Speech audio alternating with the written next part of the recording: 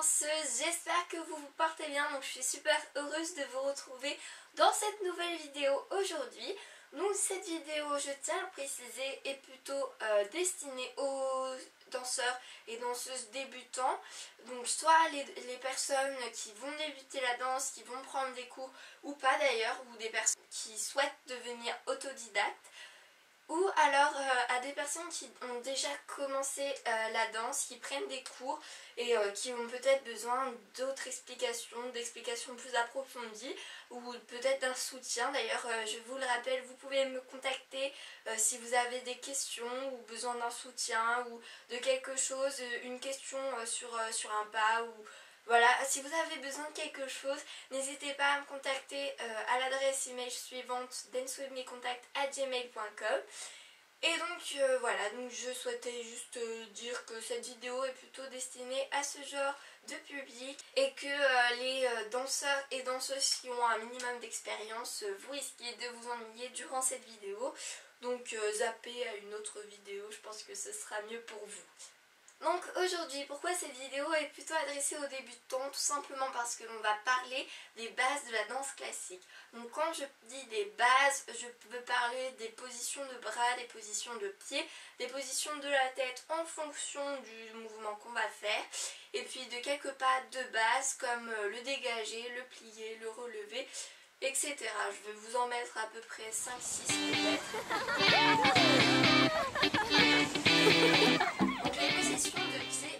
C'est vraiment quelque chose d'essentiel, ça fait partie du squelette de la danse classique, et donc c'est vraiment ce qui compose un ballet. Donc un ballet, c'est composé de 3 choses: de position de pied, donc quand on commence un pas on va se mettre en une position de bras, entre chaque pas on va faire des mouvements avec nos bras, et de pas bien évidemment, parce que sans les pas la chorégraphie n'est rien non plus.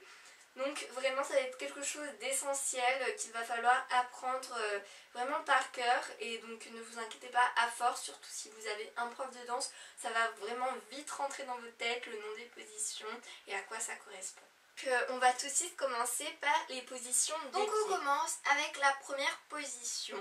Donc la première position, vous avez les pieds ouverts, en gros un petit peu en canard si on peut dire. En fait c'est un petit peu compliqué d'imager ou de mettre des mots sur les positions, surtout quand on parle à un débutant qui ne sait pas du tout, qui vient juste d'entrer dans le monde de la danse classique, donc c'est super compliqué. Donc je vais essayer un petit peu de me débrouiller, enfin bref, voilà. Donc on commence, comme je vous le disais, avec la première position. Donc vous avez les talons joints, ainsi que les mollets et le creux des genoux, donc en fait vos deux jambes sont collées quoi.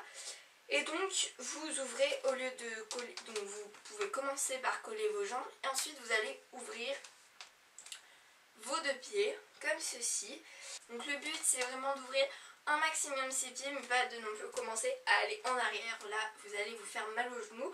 Donc n'allez pas trop loin non. En fait le mieux voilà c'est de ne pas dépasser ce stade là. Sur cette première position, vous devrez également avoir les genoux bien à l'extérieur. C'est ce qu'on appelle l'en-dehors en danse classique. Donc l'en-dehors, c'est la règle fondamentale de la danse classique. Si vous n'avez pas vos genoux en dehors, catastrophe. Donc il va bien falloir veiller à garder vos genoux et vos pieds en dehors tout le temps. Sauf en 6ème bien évidemment, où les genoux ne sont pas en dehors parce que c'est un petit peu compliqué.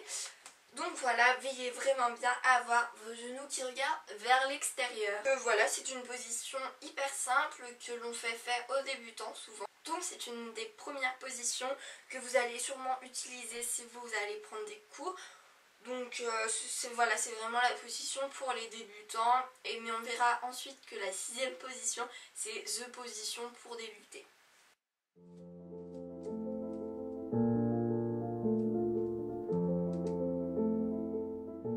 On passe ensuite à la seconde position.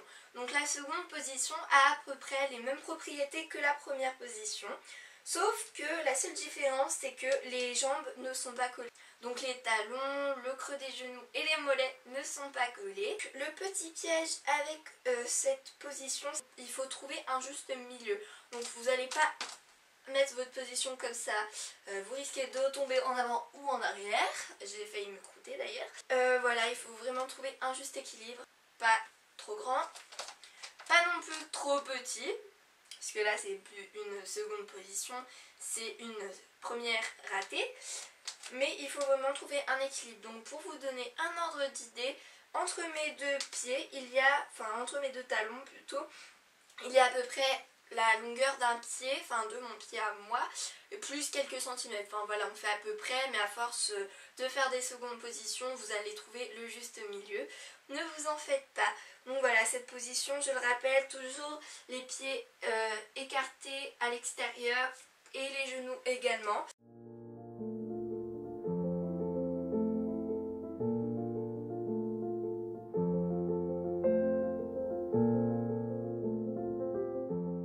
Donc on passe ensuite à la troisième position.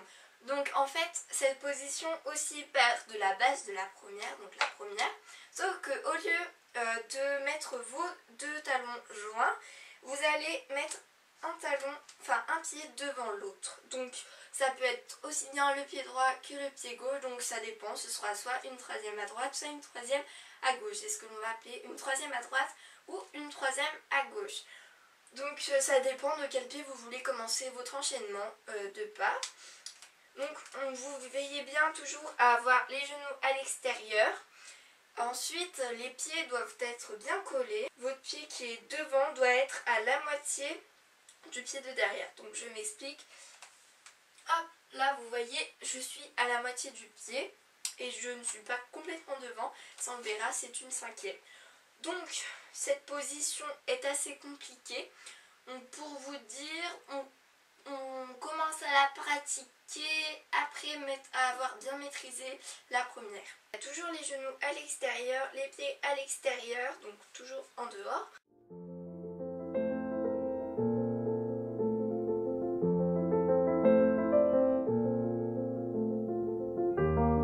On passe ensuite à la quatrième. Donc la quatrième, c'est une position assez compliquée, c'est la dernière que l'on voit, on la voit même après la cinquième, donc pour vous dire c'est une position compliquée, donc ça ne s'adresse pas vraiment aux débutants, mais vous la verrez plus tard si vous continuez votre petit chemin dans la danse classique. Donc les propriétés de cette position, donc toujours les genoux en dehors, les pieds également, et donc on va en fait laisser un écart entre les deux jambes. Donc là vous le voyez peut-être pas, mais je vais vous montrer, de toute façon je vais tourner pour que vous voyez de profil. Donc nous avons un pied devant l'autre, sauf que nos jambes ne sont pas collées complètement. Donc en fait c'est pareil que la seconde, il faut trouver un juste milieu. Là il y a à peu près aussi un pied entre mes deux jambes. Donc vous partez de la troisième, il vous suffit de faire un dégagé que l'on verra tout à l'heure et de poser votre pied pour avoir une jolie quatrième. Donc non plus pas une quatrième trop grande, pas une quatrième trop petite. Voilà, il faut vraiment trouver un juste milieu. Pareil que pour la seconde, c'est une position assez compliquée parce qu'il faut trouver un équilibre. Il faut en fait avoir le poids au milieu de vos deux jambes. Donc par là. Donc c'est pourquoi c'est une position assez compliquée que l'on n'utilise pas forcément fréquemment dans les ballets. Plus dans les exercices, mais moins dans les ballets.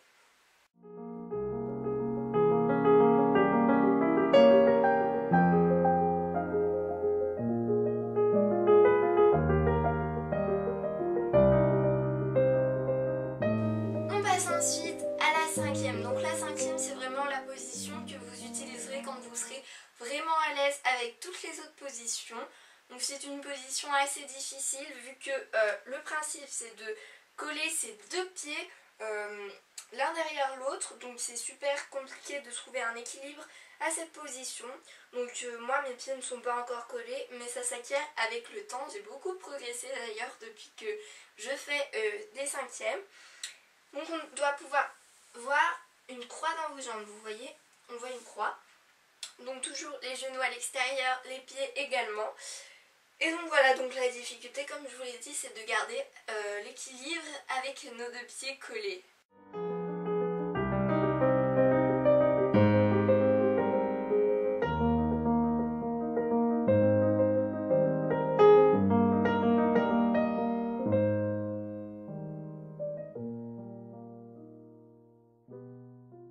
Et donc enfin, sixième et dernière position. Donc la sixième, c'est vraiment la position la plus simple de toutes. Vous avez les jambes serrées, donc là, bon, bah forcément comme mes pieds sont collés, il y a comme forcément un écart entre mes deux jambes. Mais vous avez donc les pieds collés, les pieds joints. Et donc voilà, c'est la première position que l'on apprend lorsqu'on débute la danse classique. Donc c'est vraiment de l'initiation lorsqu'on utilise la sixième. Et les danseurs et danseuses l'utilisent parfois pour s'échauffer, faire des pliés, voilà. Mais vraiment des trucs basiques pour l'échauffement. Donc c'est vraiment avec cette position que vous allez débuter, en tout cas c'est avec cette position que j'ai débuté à 3 ans. Vous pouvez constater que cette position n'est pas très compliquée, elle n'a pas beaucoup de propriétés. Voilà, vous avez juste les pieds joints à la même hauteur.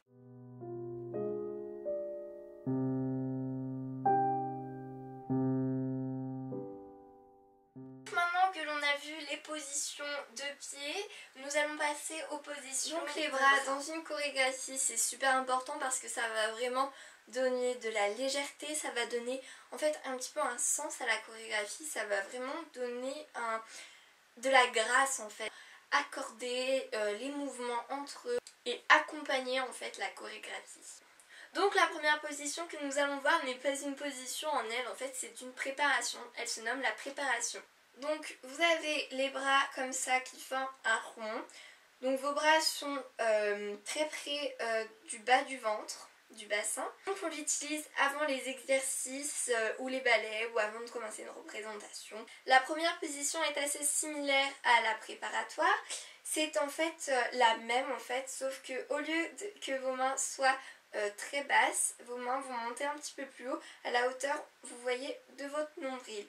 Donc bien évidemment il faut avoir une bonne tenue, les bras, les coudes ne doivent pas tomber comme ça.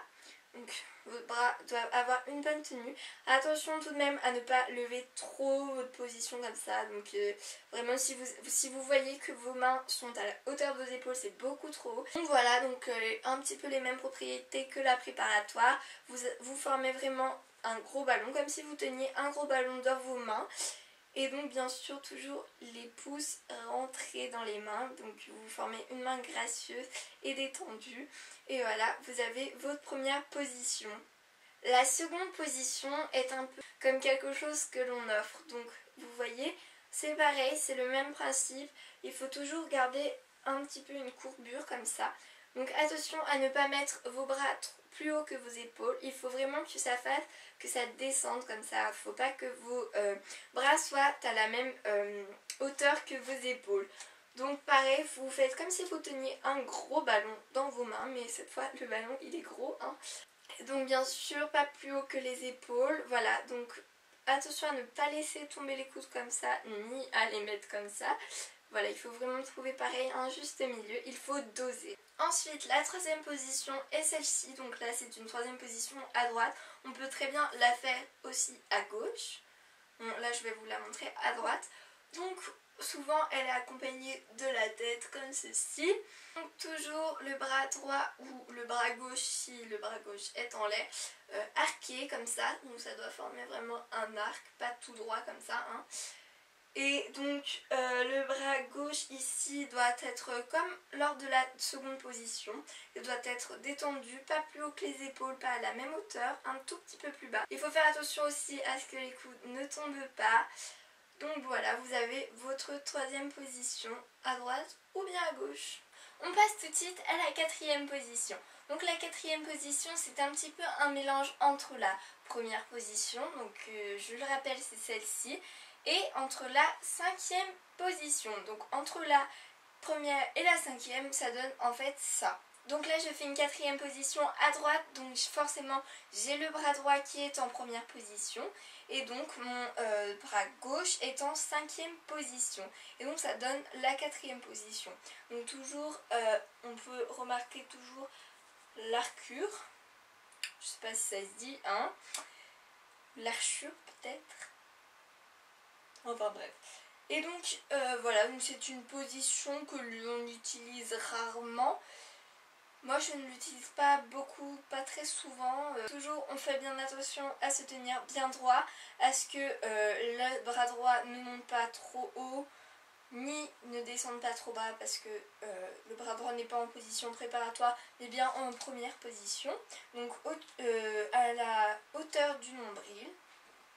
Et le bras gauche un petit peu au-dessus de la tête, pas bien au-dessus mais un petit peu devant, légèrement. Ce qui nous donne notre 4e position. Et donc ensuite arrive la 5e et dernière position. Donc la 5e, c'est comme si vous faisiez une couronne, donc certains l'appellent la couronne. Donc la 5e, c'est comme si vous teniez aussi un gros ballon dans vos mains. Ça fait un petit peu une forme ovale au-dessus de votre tête. Donc pas au-dessus, vraiment au-dessus, parce que là on dirait que j'ai les mains derrière le dos. Mais légèrement en avant, donc pas au-dessus, mais légèrement en avant. Donc vous avez pareil les mains détendues avec les pouces rentrés. Et bien sûr, ne joignez pas vos coudes, ouvrez-les. Pas non plus comme ça, hein, mais il faut trouver comme d'habitude un juste milieu. Donc voilà la 5e position. Donc en s'enchaînant, ça donne à peu près ça.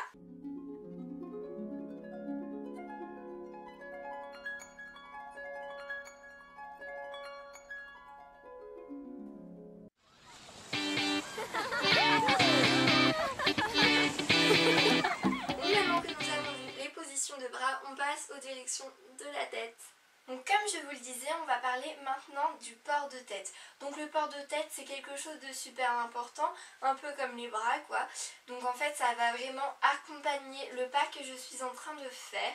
Donc la tête, ça donne vraiment de l'élégance à ce qu'on fait. Et en fait c'est toutes ces petites choses là qui vont faire qu'une danseuse est gracieuse. On va voir son port de tête, ses mains bien détendues, le port de ses bras qui est vraiment fluide. Enfin voilà, et qu'en plus quand le bas est bien, quand les pas sont bien faits, et ben c'est encore mieux. Donc voilà, ça fait vraiment un super ensemble. En fait le port de tête, ça va accompagner un mouvement. Par exemple si je fais un dégagé à droite, vous voyez, mon réflexe c'est de mettre la tête à droite. Donc à force je vais vous dire ça va devenir un réflexe, vous allez voir. Donc imaginons, je vous prends un exemple tout simple, je vais faire un dégagé. Donc un dégagé, hop, si je le fais devant le dégagé, et bien ma tête va partir à droite. Si je le fais sur le côté, ma tête va rester devant moi. Et si je fais derrière, mon oreille droite va se pencher et va rester comme si elle était posée sur un coussin. Comme ça. Et je vais regarder à gauche. C'est quelque chose de très simple et les têtes, ça dépend du mouvement qu'on l'on fait. Mais par exemple, si je fais un saut de chat, je vais regarder au-dessus de mon bras à droite.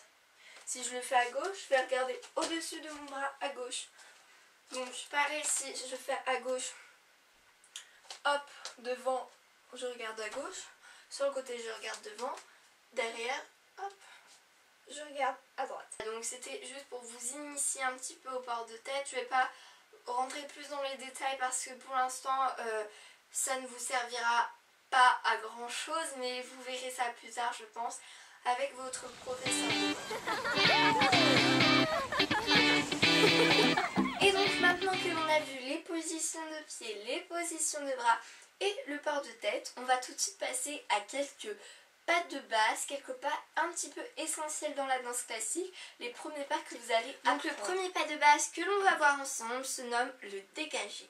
Donc le dégagé, je vais essayer de mettre des mots sur les pas, hein, ça va être compliqué.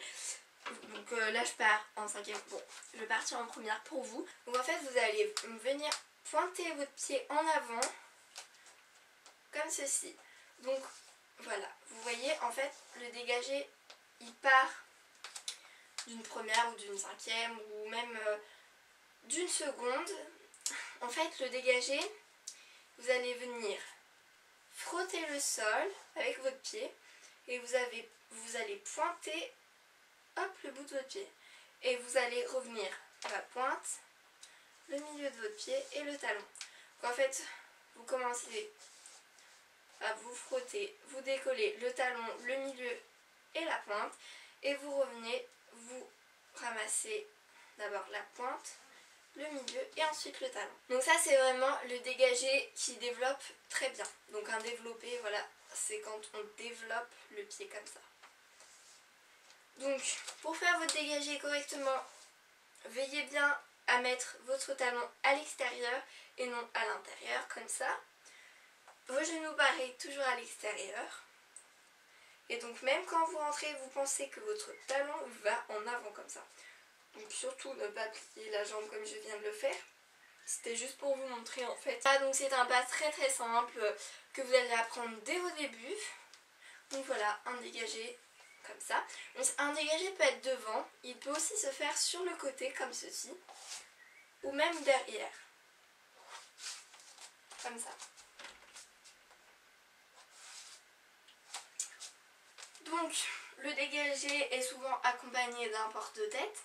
Et donc quand on dit on va faire des dégagés en croix, ça veut dire que en fait ce qu'on appelle la croix, enfin c'est souvent ce que nous dit notre prof de danse, elle dit on va faire des dégagés en croix, mais ça on l'a appris, on l'a vraiment compris depuis tout petit. En fait si on fait des dégages en croix, ce qu'elle veut dire par en croix c'est hop, une fois devant, une fois sur le côté, une fois derrière et encore une fois sur le côté. Ça c'est vraiment une croix de dégagé.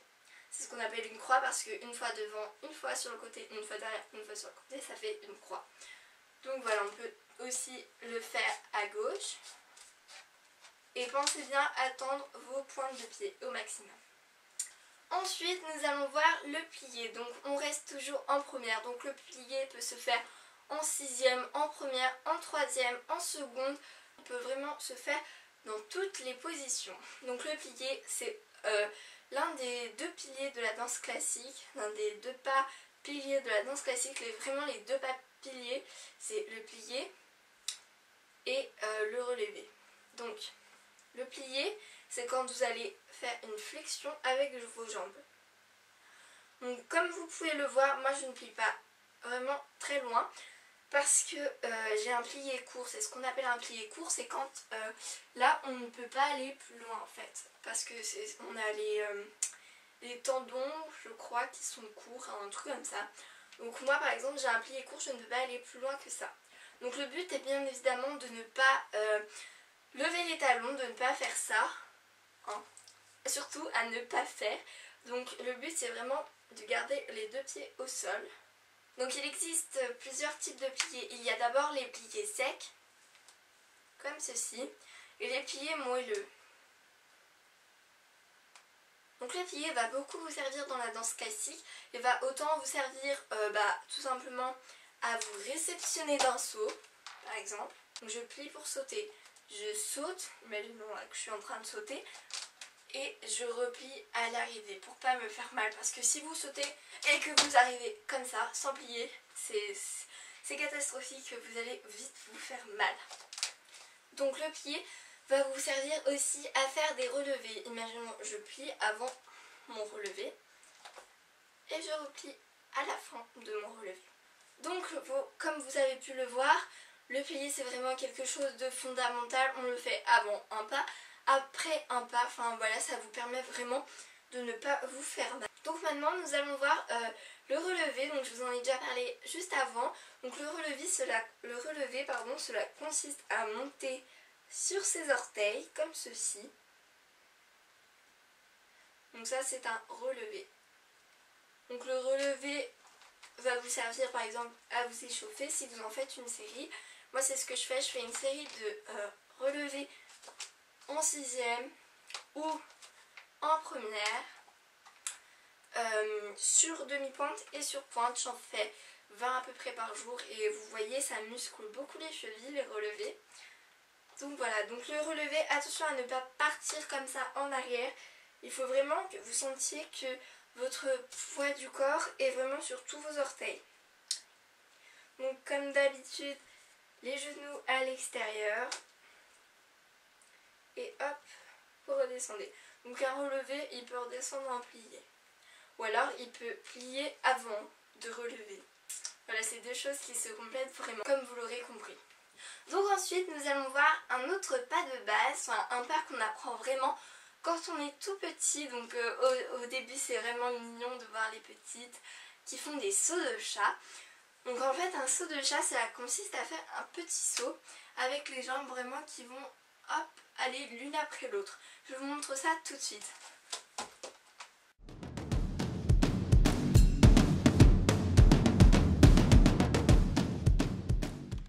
Voilà, donc vous voyez, on a utilisé d'abord le plié avant de sauter, hop, tac, comme ça. Donc j'ai commencé en 5e à droite et je finis en 5e à gauche. Donc en fait, la jambe de devant va se lever, la jambe de derrière aussi, et elle va passer devant. C'est assez technique à expliquer comme ça, mais je pense qu'il est préférable de laisser votre prof de danse vous expliquer. Ensuite, un 5e pas de base que l'on apprend vraiment quand on est petit, c'est le tenlier. Donc c'est quelque chose qui va servir aux danseuses comme échauffement, mais certaines petites lors de leur ballet, et c'est vraiment trop mignon. Donc en fait le tenlier consiste à dégager votre jambe sur le côté, plier en seconde, donc là vous êtes en seconde, vous voyez si vous pliez pas vous êtes en seconde, donc là vous pliez en seconde et vous dégagez à gauche. Enfin, on peut le faire aussi à gauche bien évidemment. Je dégage à gauche, je plie en seconde et je dégage à droite. Donc quand je dégage, le poids de mon corps est sur cette jambe là, parce que si je mets le poids de mon corps sur cette jambe là, c'est pas possible. Et donc en fait la jambe sur laquelle on va mettre le poids va s'appeler la jambe de terre, parce que c'est vraiment celle qui est ancrée dans le sol et qui supporte tout le poids du corps. Donc là je mets le poids de mon corps dans la jambe de terre, donc ma jambe gauche. Je vais plier et là je mets le poids du corps dans ma jambe droite. Donc, et au moment où je plie, mon poids du corps est au milieu. Voilà. Voilà, c'était le tenlier, donc un pas extra simple que tout le monde peut faire. Et donc le 13e et dernier pas se nomme le pas de bourrée. Donc je vous le montre maintenant.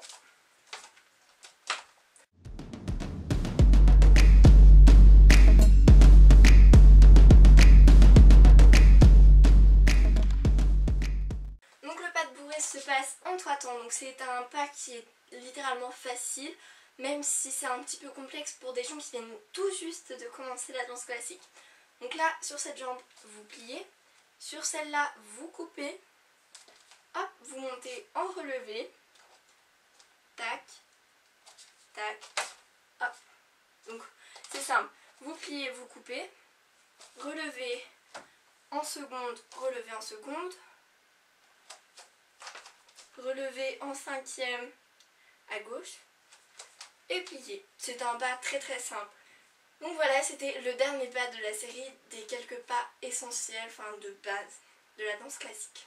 Donc voilà, cette vidéo est terminée, j'espère qu'elle vous aura aidé et initié aux joies de la danse classique. Donc bien évidemment, je vous le rappelle, vous pouvez me contacter à mon adresse mail dancewithme@gmail.com. Donc si vous avez besoin d'un conseil ou que vous voulez me faire part de ce que vous vivez en ce moment, par exemple que vous venez de commencer, me dire ce que vous en pensez, etc.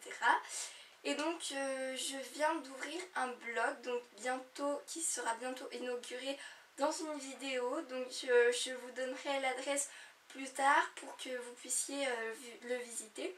Donc je vous le présenterai dans une autre vidéo. Ah oui, je souhaitais vous dire un dernier petit truc. Merci à vous tous, on est déjà 54 sur la chaîne. Et donc merci beaucoup à vous tous, merci pour tous vos commentaires gentils. Je suis super contente de vous lire à chaque fois, ça me fait super plaisir. Et merci encore à vous et je vous fais de gros bisous et vous dis à bientôt.